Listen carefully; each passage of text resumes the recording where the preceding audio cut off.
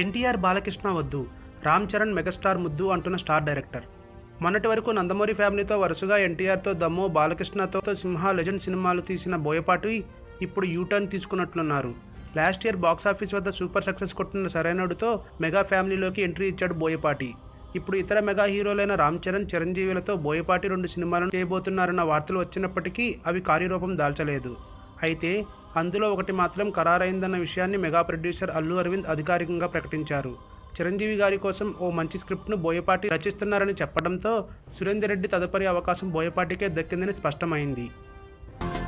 ఈ వీడియో గనుక మీకు నచ్చినట్టయితే లైక్ చేయండి, షేర్ చేయండి, సబ్స్క్రైబ్ చేసుకోండి.